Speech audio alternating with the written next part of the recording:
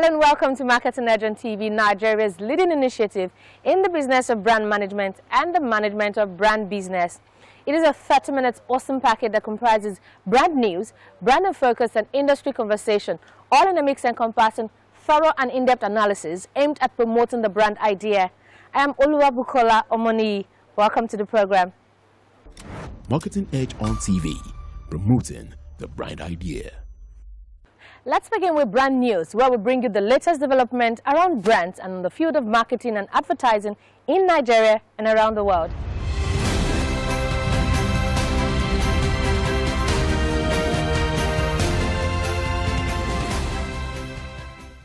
In a move to further solidify their collaboration, a team from M&C Saatchi, led by CEO Jacques Borger, recently visited the Lagos office of SONU, their partner agency on the MTN account.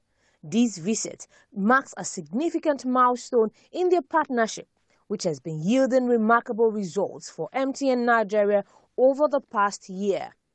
SONU CEO and Group Managing Director Udeme Ufot welcomed the M&C Saatchi team, emphasizing the importance of their partnership in delivering exceptional outcomes for MTN Nigeria.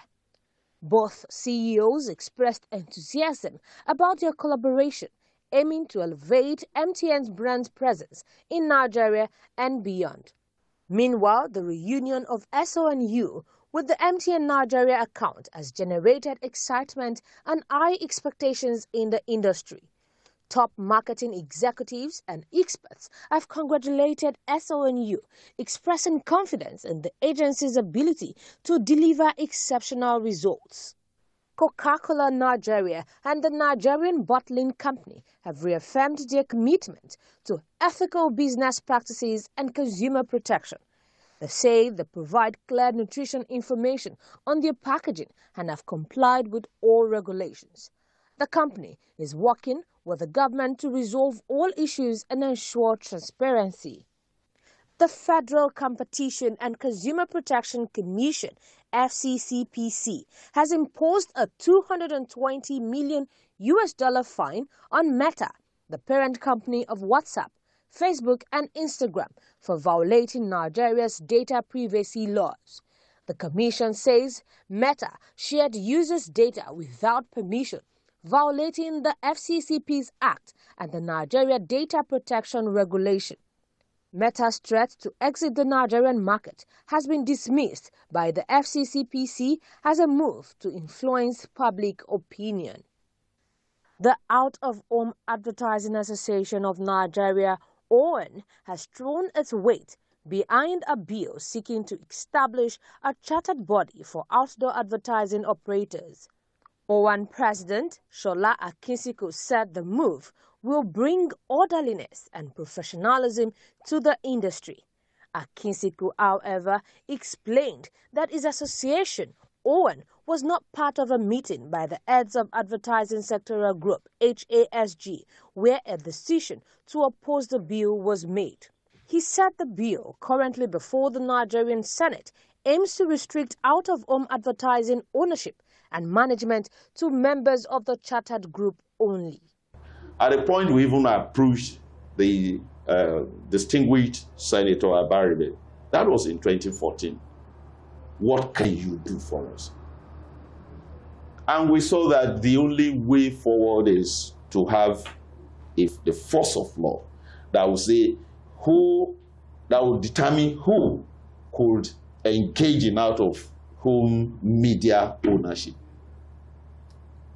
And so we are not surprised when the bill eventually came, and we were glad when we heard that it has passed the second reading. We feel that solution is coming finally. We feel that the challenges in out-of-home media ownership or media asset ownership is about to come to an end. Now, it will only be people that are serious business people, not fly-by-night operators, not individuals that are taking advantage of the opportunities, undue advantage of the opportunities they have. For instance, John Ajayi, if he had been a greedy guy, would have gone to outdoor. In course of his relationship with people, boy, give me something. And maybe he could have done that. We have such people in the industry today. Today they have an opportunity because they have a friend or whoever who is in charge of allocating billboards, and they are allocated billboard sites. They are not practitioners. They are not trained for these things. So once there is business challenge, they abandon it, and you see all the rickety billboards out there. So it will bring sanity. It will bring professionalism. It will bring integrity. It is going to help all the sectors of marketing communication. That was brand news. Next is Branding Focus after the break. Marketing Edge on TV, promoting the bright idea.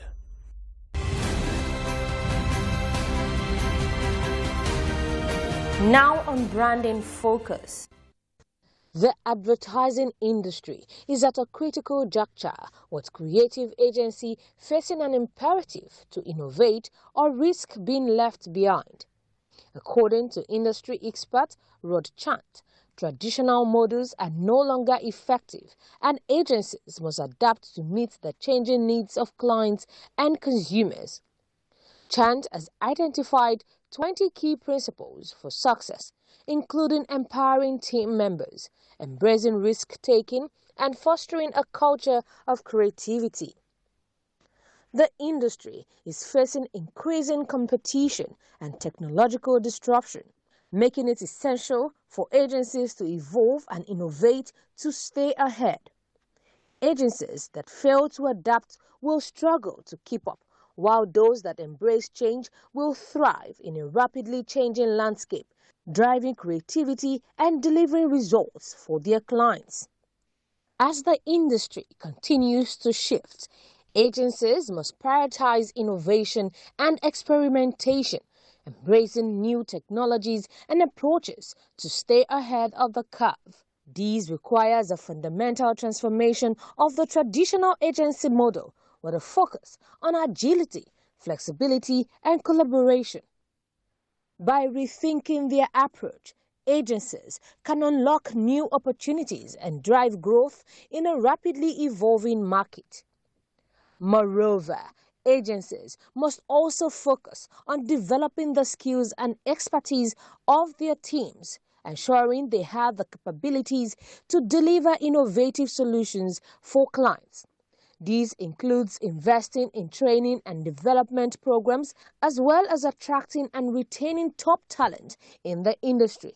By prioritizing people and innovation, agencies can build a strong foundation for success in the years to come. Welcome back. Next is Industry Conversation, where we have discussions with industry thought leaders who have distinguished themselves in the business of brand management and the management of brand business. My guest today is a top business leader. She is the country director at British Council, Nigeria. Join me after the break. Marketing Edge on TV, promoting the bright idea.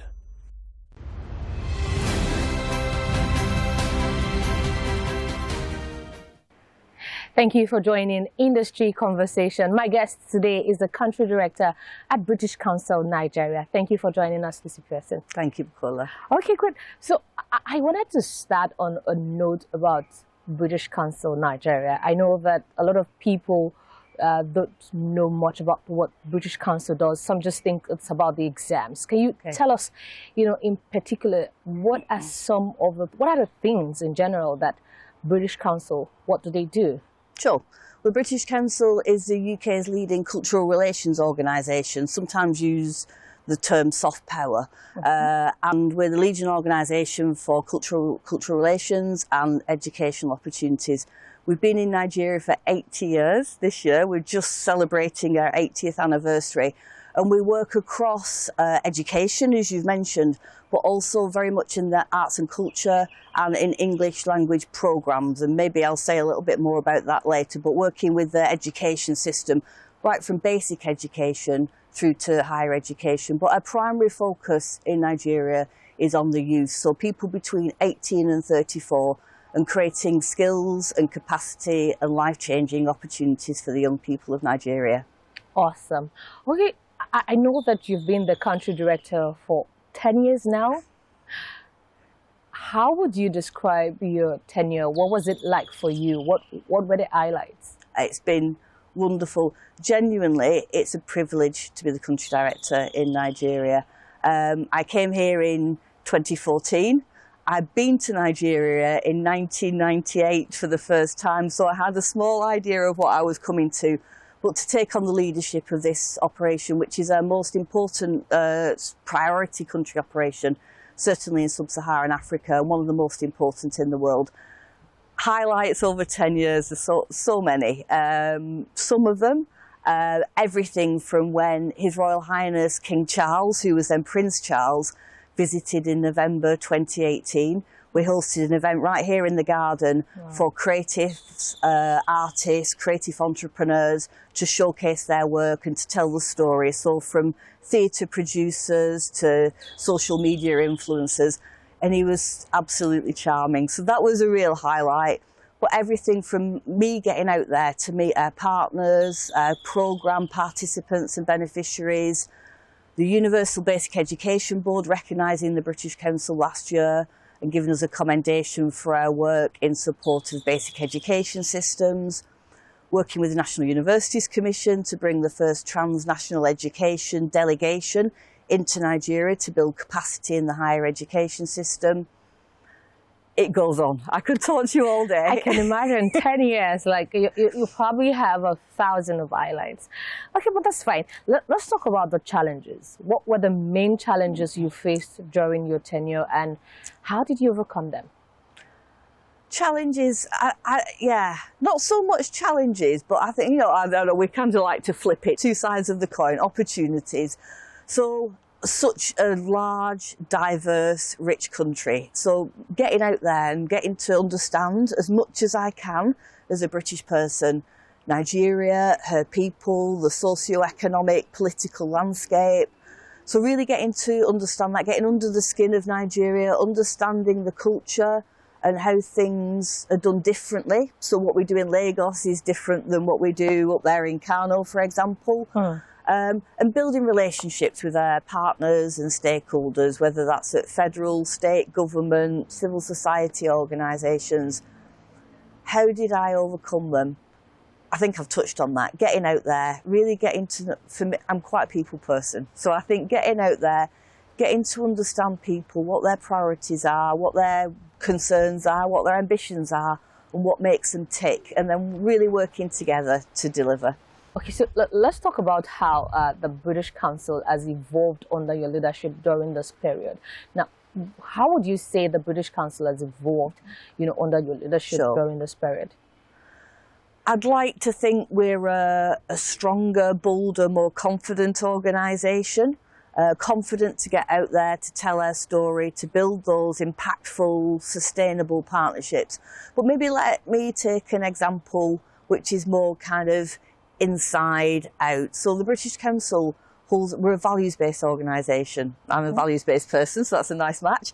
And I think building our values and our culture in the organisation and then taking that out through our work in Nigeria. So for example, our work in equality, diversity and inclusion. Okay. So really embracing people for who they are, everybody. And we introduced, under my leadership, we introduced an internship scheme. So every year we take on 10 young people from Nigeria across the country to be interns, and the internship lasts between 6 and 12 months.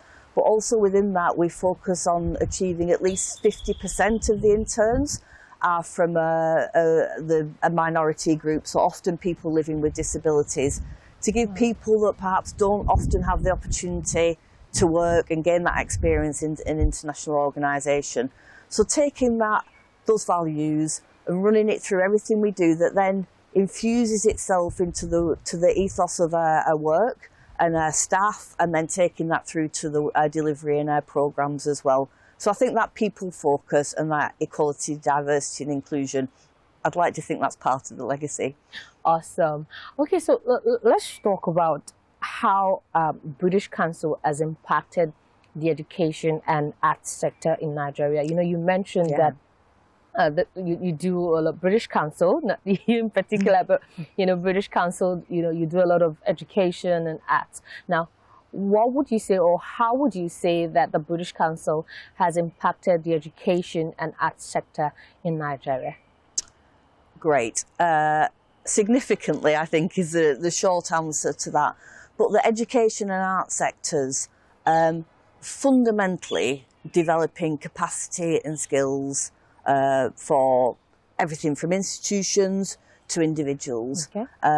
So in the arts sector, for example, a creative economy programme, developing skills, entrepreneurial skills, fantastic creative talent in Nigeria. But taking that creative talent and idea and making it into a business, and not just a business for individuals, but also becoming job creators, so that the enterprise and employability side of it, providing showcasing opportunities. We know infrastructure's a challenge for artists and creatives, so we created pop-up showcase events for people to showcase their work and their wares to the wider community, and this is across Nigeria, not just in Lagos. In education, everything from developing the capacity of teachers, influencing the curricula and curricular reform, through to higher education and working with the National University and the Ministry, working with ministries at state and federal levels. So right from individuals to institutions and partnerships in between, developing those skills and capacity to enhance people's livelihoods. Awesome. What are some of the initiatives that were meaningful to you during your tenure? Again, so many, but I think I've mentioned higher education. So we've developed a really strong relationship with the National Universities Commission. The executive secretaries, there've been two whilst I've been here in Nigeria, and also the executive of the NUC. And that culminated last year with the launch of the Transnational Education Guidelines. The British Council worked very closely with the NUC on that. We launched those in the UK with the UK Secretary of State for Education and the Executive Secretary of the National Universities Commission and the Minister of Education. But that's really about building the capacity of the higher education sector in Nigeria and working in partnership. Another highlight is our work in digital. The pandemic really made us think about how we deliver our work and how we engage when the face-to-face was a challenge. So pivoting our programmes to have a greater reach through digital. And one of the programmes we do is Skills for Inclusive Digital Participation in Kano, working again with marginalised communities, women, girls, people living with disabilities, to develop digital skills. Working with artists and creatives, 21st century skills development for young people through our schools work. So that team working, communication skills, creative thinking to enhance what they're already learning through the Nigerians' curriculum. Awesome, great, well said. Let's talk about partnerships. Now, how would you describe, or how would you say local partnerships and collaborations, how have they contributed to the success of British Council's mission in Nigeria? We couldn't do what we do without local partnerships, and those partnerships are, I hope, long-term and mutually beneficial. That's something that's really important to us, that mutuality. This is about us working together. The local partners, whether that's civil society organisations or community level trainers on some of our programmes, federal and state governments, that's about us working together, people on the ground who really understand the communities so that we can develop relevant and impactful programmes that are going to make a difference. Awesome. Okay, so I know that after 10 years as the country director in Nigeria, you are transitioning, not exactly leaving. No. You're transitioning to a bigger role as a regional director, am I correct? That's right. Now, how do you intend to leverage your experience and, the leadership, that you've garnered in those 10 years in Nigeria? How do you intend to leverage it in your next role? Sure. Well, you're very right, Bukola. I'm moving to be Regional Director for Sub-Saharan Africa, which is a huge privilege.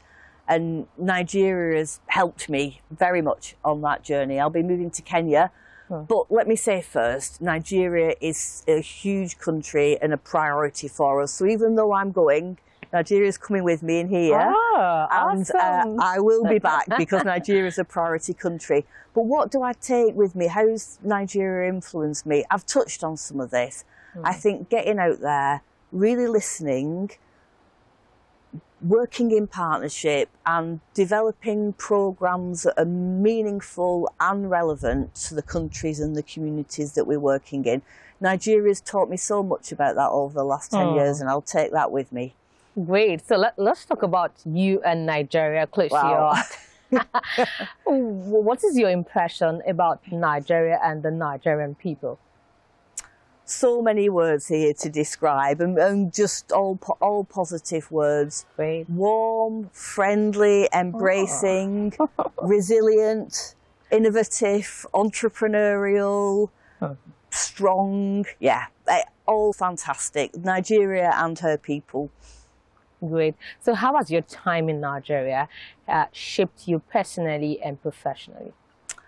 So I think some of the words I've just used to describe, I think I've learnt some empathy, greater empathy, real listening skills, humility. I've had to take some tough decisions, but I've drawn that resilience, that Nigerian strength and resilience, getting out there and engaging with people. My leadership style was perhaps a little bit counter to Nigerian culture, and I appreciate I'm generalising here.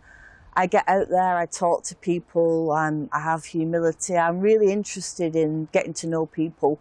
I'm not the ogre at the top. So I think getting out there, knowing people, it's worked. It's worked, and I think we've developed a fantastic team of staff in Nigeria who I hope have learned something from me, but I've also learned from them. Great. I see you've picked some of the Nigerian slogan and slangs. Okay, so tell us, how many states have you been to in Nigeria? Over 20, I think, wow. over the years. So geopolitical areas covered. We've got our offices in Kano, Port Harcourt, Abuja and Lagos, but our work extends beyond there, our hubs, if you like. Our work extends beyond that. So I'm a regular visitor in all those cities, but from visiting Adamawa State to Cross River, Oyo, I can keep naming them, but very many. Great. So have you learned any of the Nigerian languages? No, I'm going to be embarrassed now. I should know. What, 250 plus Nigerian languages and dialects? Tell us any one. Okay, so Nagode. Awesome. So I try to bring a little bit. I think maybe a few more words in Pidgin than I've got in Yoruba, Hausa or Igbo, but I try. Oh, awesome. Let's talk about food. Let's talk about food. Which of the Nigerian dishes is your favorite? And can you cook it? Wow. So many to choose from. I've got to say jollof rice, haven't I? Nigerian jollof rice. We didn't say it. I'm also director for West Africa, so I'm aware that when I say Nigerian jollof, I'm potentially creating some wahala with our friends in Ghana and Senegal and Sierra Leone. So Nigerian jollof, can I make it? No, I have tried and failed. So if you've got a great recipe, please send it my way. It's coming to Kenya with me. I can do chicken suya, no problem. Awesome. But jollof, yeah, it's defeating me. Especially the smoky. The smokiness, yeah. Okay, so tell us, what would you miss the most about Nigeria? The people, of course, the people. That warmth, that friendliness. My experience here has been nothing but positive. So I take all that with me. The laughter, the dancing, I honestly. wish I could make you dance, like just some steps. Maybe my colleagues can share. So last week I told Nigeria to say farewell to stakeholders and colleagues. My legs are still aching from the dancing. So I'll miss the laughter, I'll miss the fun, I'll miss the dancing, I'll miss the people most. Awesome. Just before I let you go on this episode of the program, if you could describe your time in Nigeria, your time as the leader of the British Council Nigeria, in 3 words. 3 words. What would they be? I've just said one of them, but let me know. Life-changing, fun, no wahala. Yeah. Life-changing, fun, and no wahala. Awesome. Like, that's. Thank you so much for joining us on the program. Bukola. It's been an absolute joy speaking with you on the program. Thank you. And that's the much we can take on this week's episode of Marketing Edge on TV. Join us same time next week for another informative episode. I am Oluwa Bukola Omoni. Bye for now.